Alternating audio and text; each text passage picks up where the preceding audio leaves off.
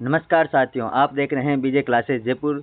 आज से हम नई सीरीज डेली 50 एमसीक्यू सीरीज चला रहे हैं रोज शाम 8:15 बजे। इसमें राजस्थान के इतिहास और संस्कृति की कक्षा 10 की पुस्तकें, उसकी प्रत्येक लाइन के क्वेश्चन बनाकर हम अध्ययन करेंगे और इसकी फुल डिटेल सुबह 9:15 बजे रोज कक्षा में इसकी फुल PDF के तहत पढ़ाई जाएगी। इसको ध्यान से पढ़िए। ये सभी आने वाले एग्जाम RS, SI, वीडियो, पटवार, LDC, CET और सभी एग्जामों में महत्वपूर्ण है। फर्स्ट ग्रेड और सेकंड ग्रेड, असिस्टेंट प्रोफेसर जैसे एग्जामों में भी यह किताब बहुत ही महत्वपूर्ण होने वाली है। शुरुआत करते हैं क्वेश्चन से। अपन शुरुआत करेंगे, ये सभ्यताएं पढ़ेंगे आज, सभ्यताओं के क्वेश्चन। शुरू में जनपद तक जो राजस्थान का इतिहास एवं एक परिचय जो दे रखा है पहला चैप्टर, उनके बारे में ऐसे ही पढ़ेंगे अपन सुबह 9:15 बजे डेली। आज हम इनके क्वेश्चन करेंगे। आज मैंने क्लास पढ़ा दी है सुबह, उनको देखें।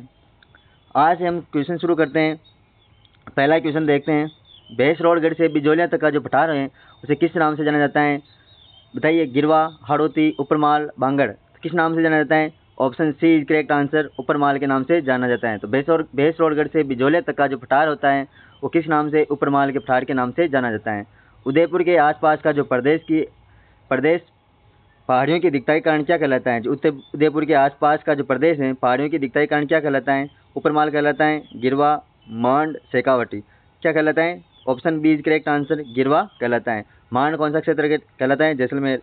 शेखावाटी सिकरचुरू झुंझुनवाला क्षेत्र। उपरमाल कौन सा क्षेत्र? भीलवाड़ा भैंसरोडगढ़ से बिजोलिया तक का पठारी क्षेत्र कहलाता है। बांगड़ क्षेत्र कौन सा कहलाता है? बांगड़ क्षेत्र डूंगरपुर और बांसवाड़ा क्षेत्र। हाड़ौती में कोटा, बूंदी, बारह, झालावाड़ आती हैं। गिरवा पहाड़ियाँ कहाँ पर हैं? उदयपुर में स्थित हैं। जैसलमेर का प्राचीन नाम क्या था? अभी पढ़ाया था। क्या? मांड। डूंगरपुर बांसवाड़ा किस क्षेत्र के नाम से जाना जाता है? अभी पढ़ाया था, बांगड़ के नाम से। आगे चलते हैं। कोटा और बूंदी का प्रदेश किस नाम से प्रसिद्ध था? तो कोटा और बूंदी का नाम हाड़ौती के नाम से। सिक्कर, झुंझुनू और चूरू का क्षेत्र किस नाम से जाना जाता है? शेखावाटी के नाम से। इतिहास के किस काल के ज्ञान के लिए कोई लिखित साक्ष्य उपलब्ध नहीं है? जो हमारी जो 10वीं की पुस्तक है उसमें स्पष्ट दिया हुआ है कि इतिहास के किस काल के ज्ञान के लिए कोई लिखित साक्ष्य उपलब्ध नहीं है। तो कौन से? आद्य युग, ऐतिहासिक युग, प्राक युग, मध्य युग। कौन सा युग आएगा इसमें आंसर? तो इसमें आंसर करेक्ट है प्राक युग में कोई लिखित साक्ष्य उपलब्ध नहीं होते हैं। इतिहास के किस काल में लिखित साक्ष्य तो उपलब्ध हैं किंतु उनकी लिपि को पढ़ा नहीं जा सका? कौन सा युग? प्राक युग, ऐतिहासिक युग, आद्य युग, वर्तमान युग। कौन सा युग आएगा इसमें? आद्य युग। आद्य युग में लिखित साक्ष्य तो उपलब्ध है लेकिन उनकी लिपि को पढ़ा नहीं जा सकता। जबकि प्राक युग में क्या था? कोई लिखित साक्ष्य उपलब्ध नहीं थे। और ऐतिहासिक युग में लिखित साक्ष्य भी उपलब्ध थे और लिपि भी समझ में आती थी। भारतीय इतिहास में ऐतिहासिक युग कब से कब माना जाता है? भारतीय इतिहास में जो ऐतिहासिक युग है कब से कब तक माना जाता है? हड़प्पा सभ्यता के काल से, सृष्टि के आरंभ से, 600 ईस्वी पूर्व के पूर्व तक, 600 ईस्वी पूर्व से वर्तमान तक। कब तक? 600 ईस्वी पूर्व से वर्तमान तक का जो काल है वो किस नाम से? ऐतिहासिक युग के नाम से जाना जाता है। मानव सभ्यता का उदय मुख्यतः कहाँ हुआ था? तो रेगिस्तानों में, पहाड़ों पर, नदी घाटियों में, समुद्र तटों पर। कहाँ हुआ था? आंसर दीजिए। नदी घाटियों में। कहाँ पर हुआ मानव सभ्यता का उदय? नदी घाटियों में। मानव जीवन के लिए कौन सी स्थिति सर्वथा उपयुक्त थी? केवल रेगिस्तान होना, केवल पहाड़ होना, केवल घने होना? तो इसका आंसर क्या आएगा? नदी घाटियों में जल की प्रचुरता और कंदमूल फलों की उपलब्धता होना मानव जीवन के लिए सर्वथा उपयुक्त स्थिति थी। प्राक युग में मानव लेखन कला से कैसा था? तो प्राक युग में मानव लेखन कला कैसा था? परिचित था, अपरिचित था, कुशल था, विशेष था? तो प्राक युग में जो मानव लेखन कला से परिचित था या अपरिचित था? तो क्या था? अपरिचित था। उस प्राक युग में मानव लेखन कला अपरिचित थी। ये 10वीं के क्वेश्चन ही है, 10वीं किताब के। भारतीय इतिहास में प्राक युग कब तक माना जाता है? प्राक युग कब से कब तक माना जाता है? 600 ईस्वी पूर्व से वर्तमान तक तो ऐतिहासिक युग माना जाता है। हड़प्पा सभ्यता के काल से 600 ईस्वी पूर्व तक का काल क्या कहलाता है? आद्य युग कहलाता है। और सृष्टि के आरंभ से हड़प्पा सभ्यता के पूर्व तक का जो काल है वो किस नाम से? भारतीय इतिहास में प्राक युग के नाम से जाना जाता है। तो सृष्टि के आरंभ से हड़प्पा सभ्यता के पूर्व तक का जो काल है वो प्राक युग के नाम से जाना जाता है। भारतीय इतिहास में आद्य युग का जो काल कब से कब तक रहा ये बता दिया मैंने। कब तक? तो हड़प्पा सभ्यता के काल से 600 ईस्वी पूर्व तक रट लेना। भारतीय इतिहास में ऐतिहासिक युग कब से कब तक जारी है? 600 ईस्वी पूर्व से वर्तमान तक। पश्चिमी राजस्थान में मध्य पाषाणकालीन उपकरण निम्न किन नदियों के किनारे मिले हैं? तो बनास और उनकी सहायक नदियों, लूनी और उसकी सहायक नदी, चंबल और उसकी सहायक नदी, गग्गर और उसकी सहायक नदी। बताइए इसका आंसर। पश्चिमी राजस्थान में मध्य पाषाणकालीन उपकरण किन नदियों के किनारे मिले? तो लूनी और उसकी सहायक नदियों के किनारे मध्य पाषाणकालीन उपकरण मिले हैं जिन्हें माइक्रोलिथ के नाम से भी जाना जाता है। किस नाम से? माइक्रोलिथ नाम से जाना जाता है। मध्य पाषाण काल के उपकरण बनाने में निम्नलिखित में से किस पत्थर का उपयोग नहीं किया गया? तो जेस्पर, एगेट, चर्ट, इसके अलावा कैल्चेडोनी और कौन कौन से पत्थरों का यूज किया गया मध्यकाल में? जेस्पर, एगेट, चर्ट और कार्नेलियन पत्थर का भी इसमें यूज किया गया। कार्नेलियन, क्वार्टजाइट का भी इसमें यूज किया गया। और chalcedony, quartzite, carnelian, agate, jasper, chert. तो संगमरमर का इसमें मध्य पाषाण काल में उपकरण बनाने में उपयोग नहीं किया गया। पत्थर के बने छोटे उपकरणों को क्या कहा जाता है? Megalith, microlith, monolith, neolith. तो इसका आंसर क्या आएगा? माइक्रोलिथ। जो सूक्ष्म उपकरण है उनको माइक्रोलिथ कहा जाता है। जो पत्थर के बने छोटे उपकरण थे कब मिले थे? मध्य पाषाण युग में जो उपकरण बने हुए थे किसके लिए? माइक्रोलिथ प्रकार के बने थे। निम्न में से कौन सा स्थान उत्तर पाषाणकालीन सभ्यता से संबंधित नहीं? तो जो 3 पाषाणकालीन स्तर है, एक तो पूर्व पाषाण काल, एक मध्य पाषाण काल और उत्तर नवपाषाण काल से संबंधित कौन सा स्थान नहीं है? अजमेर, नागौर, उदयपुर, कालीबंगा। तो कौन सा स्थान नहीं है? कालीबंगा तो ताम्र पाषाणकालीन उपकरण है, ताम्र पाषाणकालीन सभ्यता स्थल है, इसलिए इसका करेक्ट आंसर क्या आएगा? कालीबंगा आंसर आएगा। तो उत्तर पाषाण काल से संबंधित कौन कौन से स्थान है? और इसके अलावा अजमेर, नागौर, उदयपुर के अलावा झुंझुनू में जयपुर के अलावा उदयपुर के अलावा चित्तौड़गढ़ और जोधपुर में उत्तर पाषाणकालीन स्तर मिले हैं। कहाँ पर? तो अजमेर, नागौर, उदयपुर, चित्तौड़गढ़, जोधपुर, जयपुर और झुंझुनू में। आगे चलते हैं। तो राजस्थान में धातु काल के अंतर्गत किस काल के अवशेष मिले? ताम्र पाषाण काल, ताम्रकांस्य काल। तो राजस्थान में धातु काल के अंतर्गत सभी प्रकार के अवशेष मिले, ताम्र पाषाण काल के, ताम्रकाल के और ताम्रकांस्य काल के। गणेश्वर, कालीबंगा और गिलोन किस संस्कृति के प्राचीन स्थल है? तो लोहकालीन संस्कृति, उत्तर पाषाणकालीन संस्कृति, ताम्रकालीन संस्कृति, मध्य पाषाणकालीन संस्कृति। इसका आंसर दीजिए कि कौन सी थी? गणेश्वर, कालीबंगा या गिलोन सभी ताम्रकालीन संस्कृति थी। कौन सी थी? ताम्रकालीन संस्कृति। कालीबंगा राजस्थान के किस जिले में स्थित है? तो सीकर, राजसमंद, हनुमानगढ़, उदयपुर। कौन से में थी? हनुमानगढ़ में। कालीबंगा राजस्थान के किस जिले में स्थित है? तो हनुमानगढ़ जिले में। कालीबंगा अर्थ क्या होते हैं? कांच। किसकी चूड़ियाँ होती हैं? चूड़ियाँ। किसकी? कांच, काली चूड़ियाँ, कांच की नहीं, काली चूड़ियाँ। कालीबंगा का अर्थ क्या होता है? काली चूड़ियाँ। आहार व जाडोल ताम्रकालीन सभ्यता किस स्थल से संबंधित है? उदयपुर, चित्तौड़, नागौर, बीकानेर। कौन सा आएगा इसमें? आहार व जाडोल ताम्रकालीन सभ्यता उदयपुर से संबंधित थी।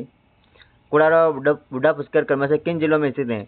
नागौर और अजमेर, बीकानेर, जयपुर, जालोर, सवाई माधोपुर, भरतपुर और टोंक। तो इसका आंसर क्या आएगा? नागौर और अजमेर में कुड़ारा और बुढ़ा पुष्कर क्रमशः यहाँ थी। कुड़ारा सभ्यता नागौर में और बुढ़ा पुष्कर अजमेर में स्थित है। निम्न में से कौन सा स्थान लौह संस्कृति के समय हथियार और उपकरण मिलने का सोर्स नहीं है? तो कौन सा स्थान लौह संस्कृति के समय कौन सी जो सभ्यता है इनमें से लौह संस्कृति नहीं है, लोह युगीन नहीं है? तो लोह युगीन है, जोधपुरा भी लोह युगीन है, सुनारी भी लोह युगीन है। तो गिलुन कौन सी है? ताम्र पाषाणकालीन उपकरण स्थल हैं, इसलिए इसका आंसर क्या आएगा? Option D is correct answer. Bharat में लोहे युग के आरंभ होने की सीमा रेखा निर्धारित करने में किस स्थान से प्राप्त लोहे के अवशेष महत्वपूर्ण है? ये क्वेश्चन बहुत ही इंपॉर्टेंट है, आने वाले एग्जाम पूछा सकता है। भारत में लोहा युग के आरंभ होने की सीमा रेखा निर्धारित करने में किस स्थान से प्राप्त लोहे के अवशेष महत्वपूर्ण है? तो जोधपुरा, सुनारी, रेड, नौह। तो इसका आंसर क्या आएगा?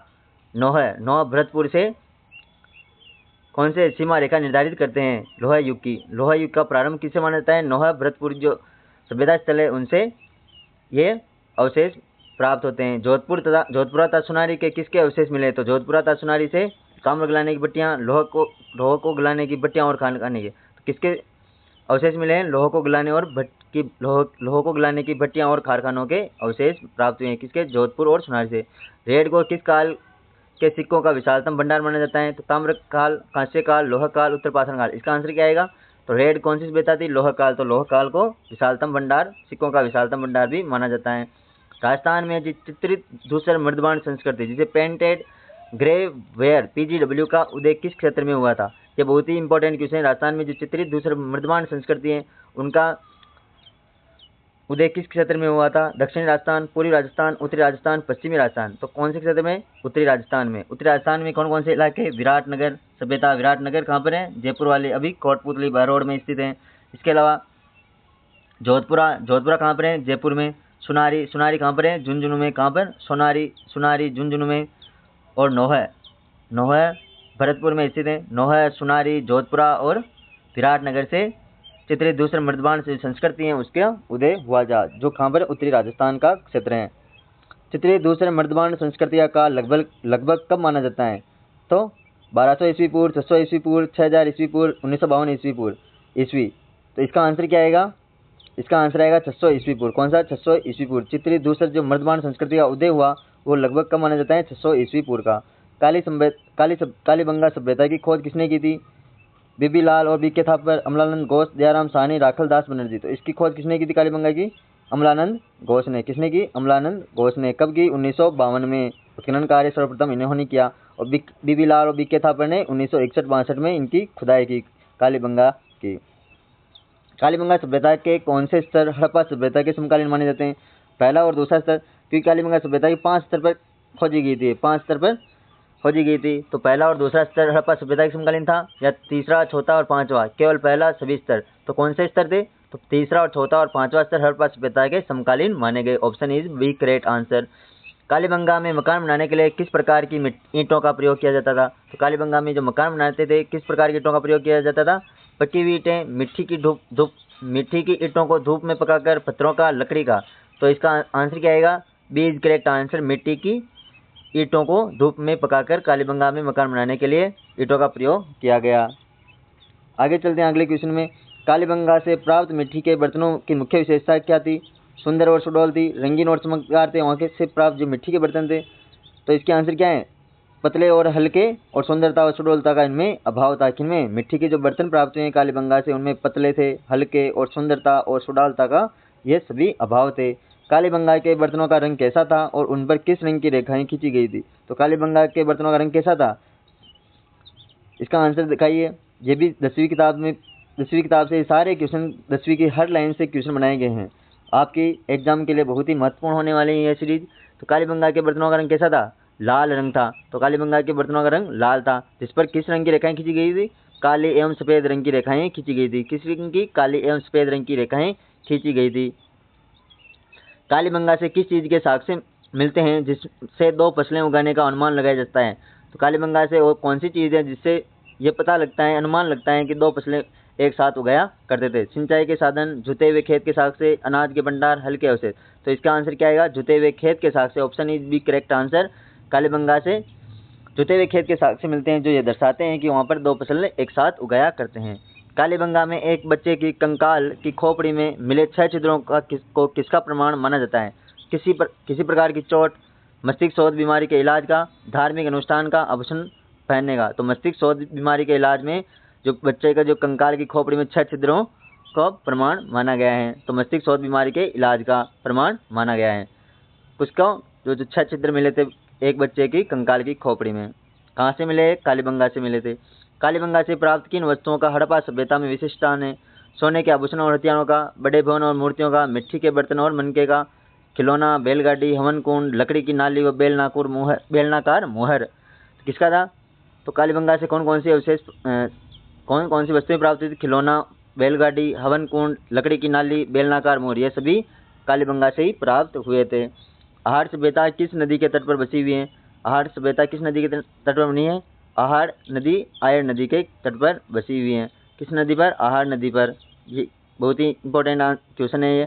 आहार सभ्यता के अवशेष जिस टीले के नीचे दबे हुए मिले उसे क्या कहते हैं? स्वर्णकोट, आयर टीला, कालीबंगा टीला, धूलकोट। तो इसको क्या कहा जाता है? धूलकोट। जो आहार सभ्यता के अवशेष जिस टीले के नीचे दबे हुए मिले हैं उसे धूलकोट कहा जाता है। Option is D answer.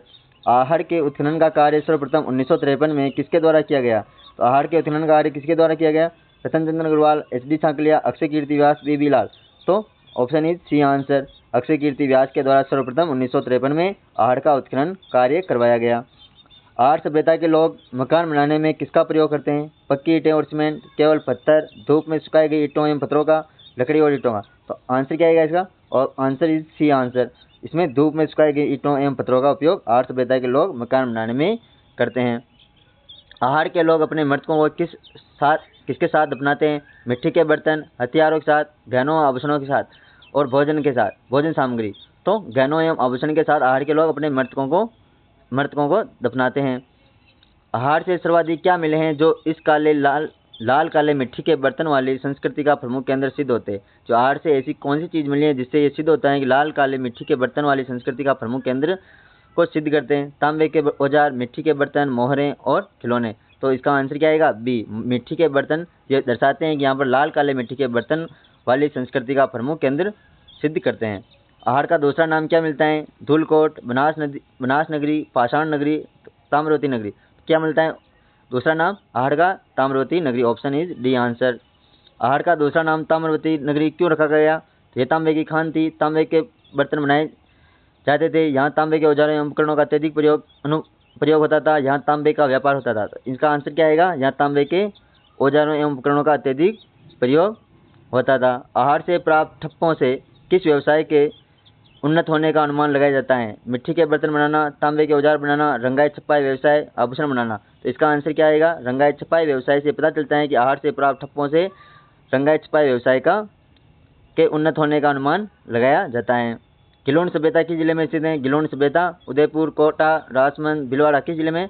Option is सी, राजसमंद जिले में गिलोन सभ्यता स्थित है, जो आहड़ की उप संस्कृति की केंद्र है। गिलोन सभ्यता के उत्खनन में किस रंग के बर्तनों के अवशेष मिले? तो किस रंग के बर्तनों के अवशेष मिले? लाल, काले, सादे, पॉलिशदार, भूरे, लाल और काले चित्रित मर्दबान। कौन कौन से मिले हैं? तो गिलोन सभ्यता के उत्खनन से लाल, काले, सादे, पॉलिशदार, भूरे, लाल और काले चित्रित मर्दबान 5 प्रकार के बर्तनों के अवशेष मिले हैं। कहाँ से? गिलोन सभ्यता से। लाल, काले, सादे, पॉलिशदार, भूरे, लाल और काले चित्रित मर्दबान। गिलोन सभ्यता में उत्खनन से प्राप्त मिट्टी की दीवारों पर किसका लेप नहीं किया जाता है? मिट्टी का लेप किया जाता है, चूना का, प्लास्टर का, गोबर का। किसका नहीं किया जाता है? प्लास्टर का नहीं किया जाता था। जो मिट्टी की दीवारें होती थी गिलोन सभ्यता में, उनमें प्लास्टर का लेप नहीं किया जाता है। बागोर सभ्यता किस जिले में कोठारी नदी तट पर स्थित है? तो राजसमंद में, उदयपुर, कोटा, भीलवाड़ा। तो बागोर सभ्यता किस जिले में? कोठारी नदी किस में? भीलवाड़ा जिले में स्थित है। Option is D answer. Bagor सभ्यता के निवासियों के आखेटक होने यानी शिकारी होने का क्या प्रमाण है? तो तांबे के उपकरण, छेद वाली सुई, कृषि व पशुपालन के साथ से पत्थर के उपकरण। तो बताइए इसका आंसर। बागोर सभ्यता के निवासियों के आखेटक होने का क्या प्रमाण है?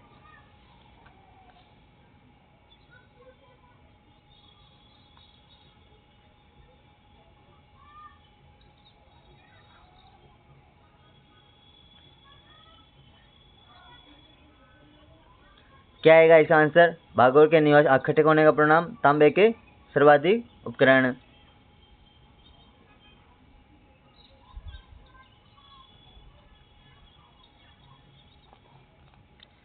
इसका आंसर देखना है एक बार। बागोर सभ्यता के निवासियों के आखेटक होने का प्रमाण क्या है? छेद वाली सुई,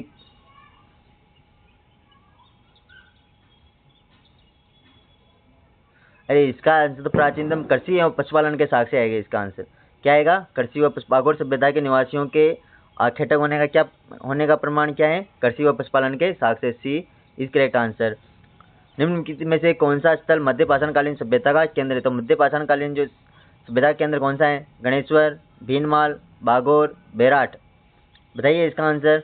मध्य पाषाणकालीन स्थल कौन सा है? तो इसका answer C is correct answer. कौन सा? बागोर। बागोर सभ्यता मध्य पाषाणकालीन सभ्यता स्थल का केंद्र है। गणेश्वर सभ्यता पढ़ते हैं। गणेश्वर सभ्यता किस नदी के उद्गम पर स्थित है? तो सरस्वती, कांतली, लूनी, बनास। सरस्वती नदी किनारे तो कालीबंगा स्थित है। कांतली नदी गणेश्वर सभ्यता पर स्थित है। गणेश्वर उत्खनन से प्राप्त सभ्यता के अवशेष लगभग कितने ईसा पूर्व के हैं? तो बताइए इसका आंसर। गणेश्वर उत्खनन से प्राप्त सभ्यता के अवशेष लगभग कितने ईसा पूर्व के हैं? इसका आंसर आएगा ऑप्शन इज बी, 2800 ईसा पूर्व। कब तक? 2800 ईसा पूर्व। गणेश्वर से प्राप्त तांबे के उपकरणों में तांबे का प्रतिशत कितना था? 50%, 75%, 99%, 100%। तो इसका आंसर क्या आएगा? सी, 99% तांबे के उपकरण गणेश्वर सभ्यता से प्राप्त हुए हैं। गणेश्वर से प्राप्त मिट्टी के बर्तनों को क्या कहा जाता है? लाल, काले मर्दबान, कृपल स्वर्णीय मर्दबान, चित्रित दूसरे मर्दबान और सादे मर्दभांड। तो क्या कहा जाता था? गणेश से प्राप्त मिट्टी के बर्तनों को कृपल स्वर्णीय मर्दपात्र कहा जाता था।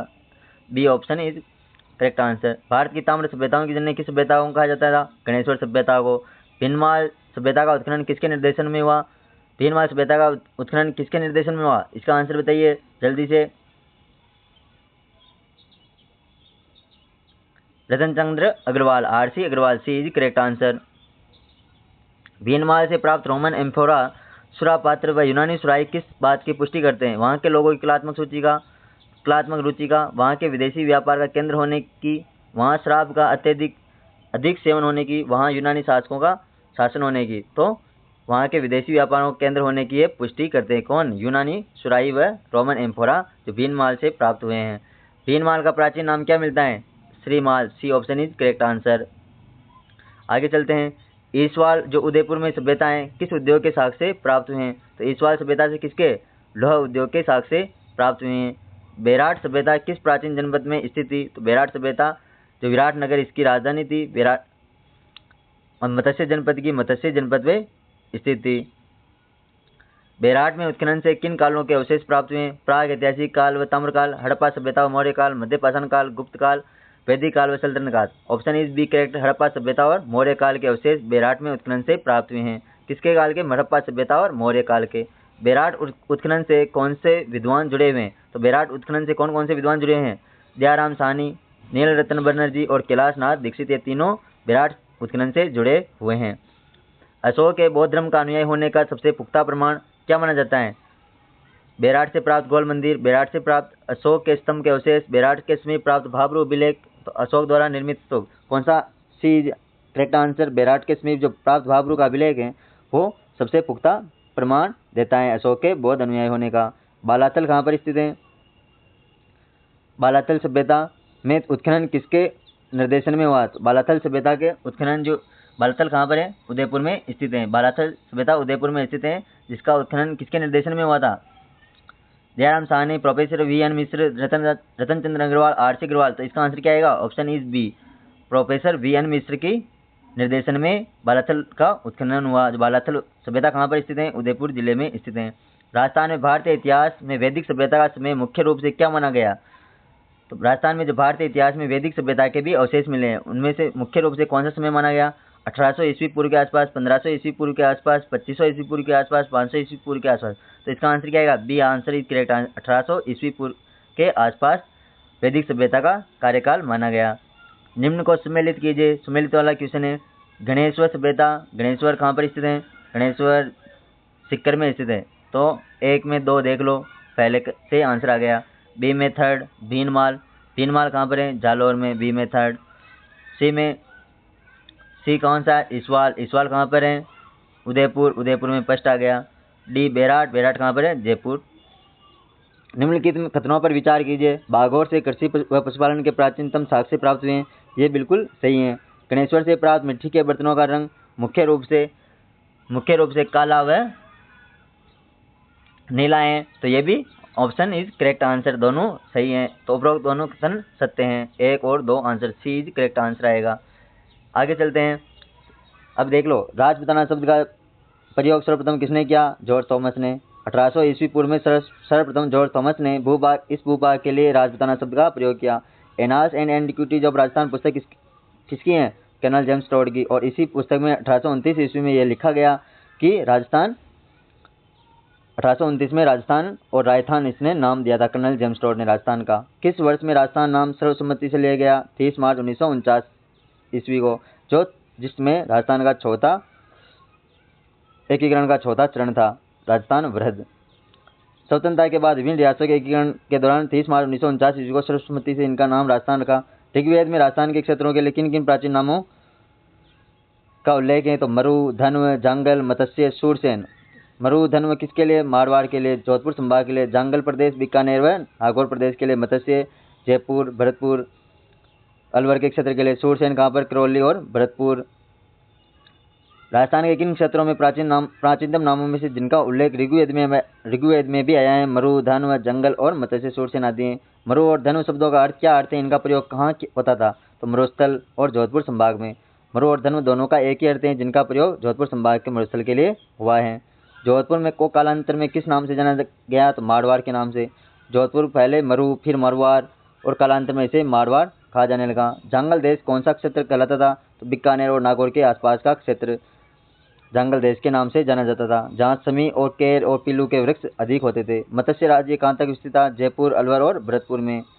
महाभारत में एक राज्य हुआ करता था मत्स्य जनपद, वह जयपुर, अलवर और भरतपुर तक विस्तृत था। मत्स्य राज्य की राजधानी कौन सी थी? विराटनगर। मत्स्य राज्य की राजधानी कहाँ पर थी? विराटनगर। खांडल शब्द का प्रयोग किस क्षेत्र के लिए किया जाता है और क्यों? प्रतापगढ़ का भूभाग के लिए, जो माहिन नदी के किनारे स्थित होने के कारण इसे खांडल प्रदेश कहा गया।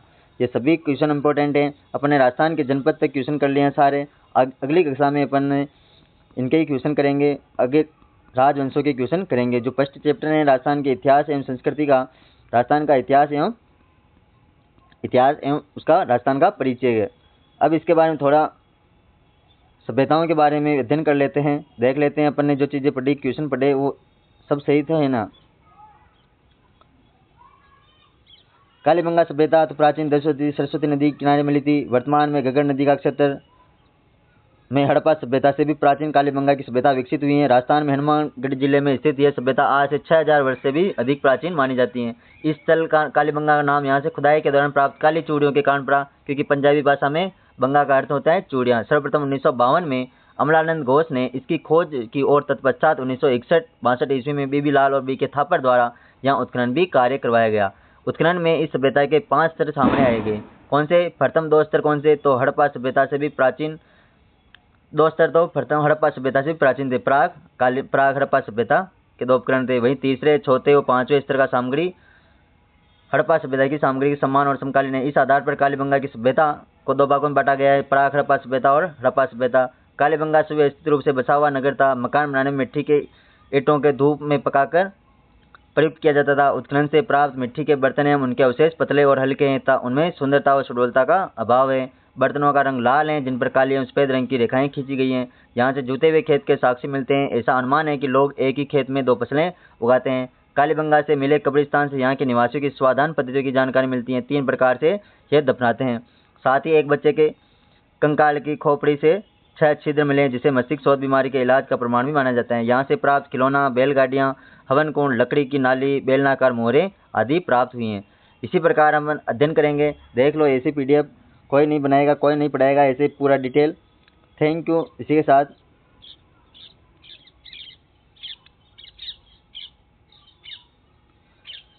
इसी प्रकार आगे अध्ययन करते रहेंगे। ये लगभग 100 क्वेश्चन मैंने करवाए हैं, 50 क्वेश्चन तो छोड़ो, 100 क्वेश्चन से भी अधिक क्वेश्चन मैंने करवा दिए हैं इस 26 मिनट में।